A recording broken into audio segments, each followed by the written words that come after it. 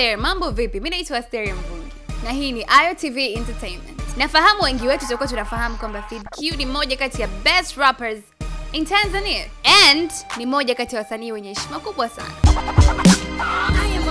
My ex unita FeedQ the future. Machache napitia kuna mengi nimejifunza.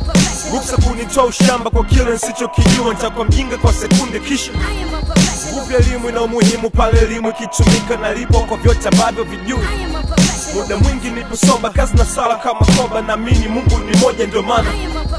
Ukiachilia mbali na FeedQ kuwa mmoja kati ya rappers wakubwa na wenye heshima zao, inawezekana usifahamu kwamba FeedQ ana kipaji kingine kikubwa tu cha uandishi wa script za video. Yes, I said it. Kuna taarifa kwamba FeedQ amehusika kwa asilimia kubwa ama amehusika vilivyo kwenye kuandika script ya video mpya ya Christian Bella. Tapi wangu sura ya Barbie, anapenda kucheka kununa kwa kena, akikatika kidogo na data na muita sheri, akitingisha body na piga kelele sheri.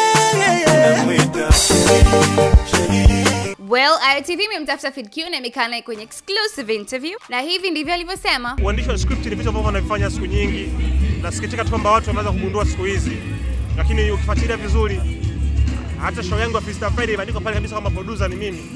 Umeelewa vizuri. Kwa hiyo ni show ambayo nafanya siku nyingi, sio kitu cha ajabu.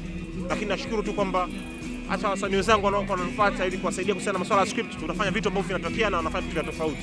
Kwa sababu huwa nasikitika naangalia video nyingi sana za watu wa kuimba zinakuwa zina script kama movies za Nigeria. Sijui umeelewa vizuri, au za Kihindi. Wakati kuna vitu vingi ambavyo mtu anaweza kufanya. Kwa hiyo najaribu tu kuonyesha njia tofauti ili kuweza kufikisha sanaa. Oho, apart from video ya Christian Bella, FeedQ ameshawahi kuandikia video zipi nyingine?